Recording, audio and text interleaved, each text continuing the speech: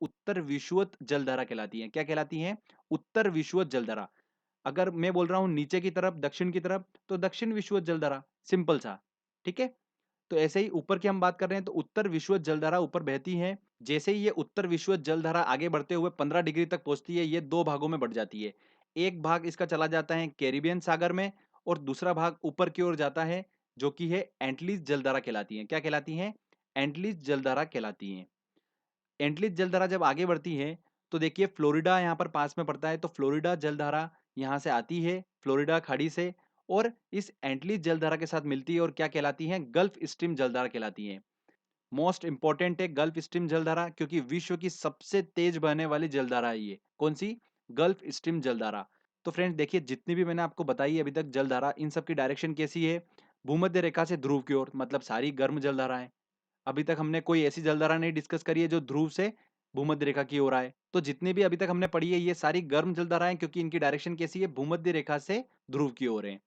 फिर ये gulf stream जलधारा जब आगे बढ़ती है तो देखिए ऊपर से एक, कहां से?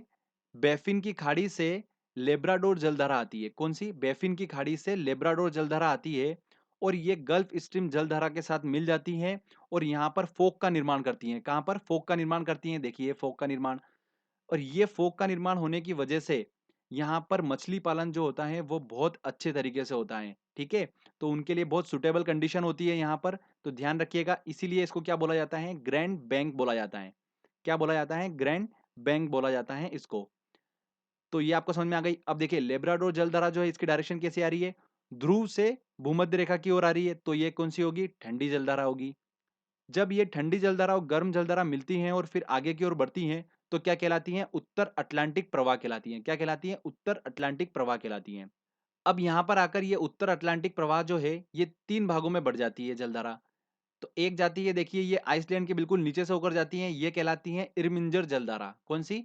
इरमिंजर जलधारा कहलाती है, जो आइसलैंड के नीचे से होकर जाती है। एक जो है देखिए फ्रांस और स्पेन के इधर से होकर निकल जाती है, ये कहलाती है रेनेन जलधारा। और एक जलधारा जो भूमध्य रेखा की ओर जाती है वो क्या कहलाती है? कनारी जलधारा कहलाती है। कौन सी? कनारी जलधारा। तो इसमें देखिए कनारी जलधारा की डायरेक्शन कैसी है? ध्रुव से भूमध्य रेखा की ओर है, तो ये कैसी है जलधारा? ठंडी जलधारा है। कैसी है? ठंडी जलधारा है। ठीक है। तो मैंने आपको दो बताए ठंडी जलधारा, एक लेब्राडोर जलधारा जो हमको ध्यान रखना है, और एक कनारी जलधारा। ये मोस्ट इंपॉर्टेंट है दोनों। अगर ये दोनों आपको दिमाग में रहेगी तो आपका सारा काम हो जाएगा। एग्जाम में कुछ भी क्वेश्चन पूछा सकता है कि लेब्राडोर जलधारा जो है वो कौन से महासागर में है, तो हमको ये सब इमेजिनेशन से याद होगा। अगर हम ऐसे याद करेंगे कि लेब्राडोर जो है वो कहाँ पर अटलांटिक में, तो आप 2 दिन बाद भूल जाओगे। तो हमको क्या करना है? सारा डायग्रामेटिकली याद करना है। तो फ्रेंड्स इसमें तीन जो है मैं आपको बता देता हूँ। इन सब में से मोस्ट इंपॉर्टेंट है गल्फ स्ट्रीम जलधारा, लेब्राडोर जलधारा और कनारी जलधारा। कनारी और लेब्राडोर जो है ये ठंडी जलधारा है, और गल्फ स्ट्रीम जो है वो गर्म जलधारा है। तो फ्रेंड्स हमने ये डिस्कस करा उत्तरी गोलार्ध। अब हम बात करते हैं दक्षिणी गोलार्ध में। तो दक्षिणी गोलार्ध में देखिए अटलांटिक महासागर में 0 डिग्री अक्षांश से लेकर 10 डिग्री अक्षांश तक में जो जलधारा बहती है वो क्या कहलाती है? दक्षिण विषुवत जलधारा कहलाती है। क्या कहलाती है? दक्षिण विषुवत जलधारा कहलाती है। ठीक है। ये जैसे आगे की ओर बढ़ती हैं तो पूर्वी दक्षिणी अमेरिका के पास जाकर क्या हो जाती हैं? ये दक्षिण की ओर मुड़ जाती हैं। और चूंकि यहाँ पर देखिए ये पूर्वी में क्या है? ब्राजील है, इसलिए ये क्या कहलाती हैं? ब्राजील जलधारा कहलाती हैं। देखिए ब्राजील जलधारा कहलाती हैं। इनकी डायरेक्शन कैसी है? भूमध्य रेखा से ध्रुव की ओर, तो गर्म जलधारा होगी। फिर ये ब्राजील जलधारा जब आगे बढ़ती है तो देखिए दोस्तों नीचे से एक जलधारा ऊपर की ओर आती है, फॉकलैंड जलधारा बोलते हैं इसको। क्या बोलते हैं? फॉकलैंड जलधारा बोलते हैं। इसकी डायरेक्शन कैसी है? ध्रुव से भूमध्य रेखा की ओर है, इसलिए ये कैसी है? ठंडी है। तो जब ठंडी जलधारा और गर्म जलधारा जब आपस में मिलती है तो यहाँ पर देखिए ये फोक का निर्माण करते हैं, और ये भी क्षेत्र जो है ये मत्स्य पालन, मछली पालन के लिए बहुत ही ज्यादा सुटेबल है। फिर यहाँ पर देखिए गर्म ठंडी जलधारा जब आगे बढ़ती है तो क्या कहलाती है? दक्षिण अटलांटिक प्रवाह कहलाती है। क्या कहलाती है? दक्षिण अटलांटिक प्रवाह कहलाती है। फिर ये आगे जाकर उत्तर की ओर वापस से मुड़ जाती हैं, और देखिए क्या कहलाती हैं? बेंगुएला जलधारा कहलाती हैं। और ये बेंगुएला जलधारा की जो डायरेक्शन है वो कैसी है?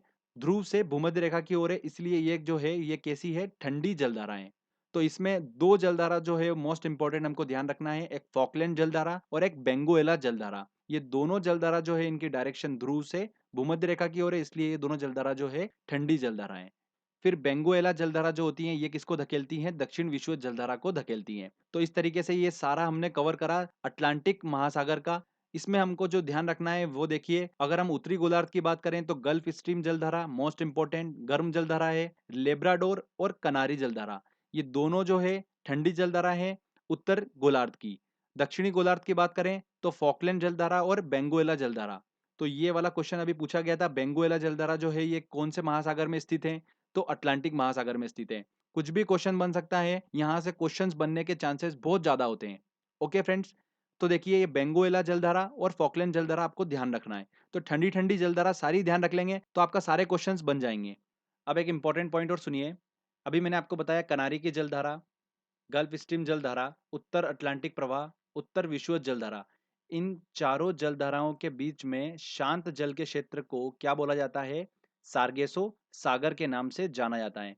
तो ये एग्जाम में काफी पूछा जा रहा है क्वेश्चन कि सार्गेसो सागर जो है वो कौन से महासागर में स्थित है, तो अटलांटिक महासागर में स्थित है। एक और पॉइंट सुनिए, इस सागर का नाम सार्गेसो क्यों रखा गया, क्योंकि इसके तट पर क्या होता है कि मोटी समुद्री घास तैरती रहती है, जिसे पुर्तगाली भाषा में क्या बोलते हैं, सार्गेसम बोलते हैं। इसीलिए इसका नाम क्या रख दिया गया, सार्गेसो सागर रख दिया गया। और सबसे पहले इसको स्पेन के नाविक ने देखा था। तो इससे रिलेटेड इतना पॉइंट हमको ध्यान रखना है कि ये कौन से महासागर में स्थित है, अटलांटिक महासागर में। और चारों ओर प्रवाहित होने वाली जलधाराओं के मध्य कौन सागर स्थित है, सार्गेसो सागर। तो यहाँ पर ये अटलांटिक महासागर की जलधाराएं कंप्लीट होती है। अब हम बात करते हैं प्रशांत महासागर में बहने वाली गर्म और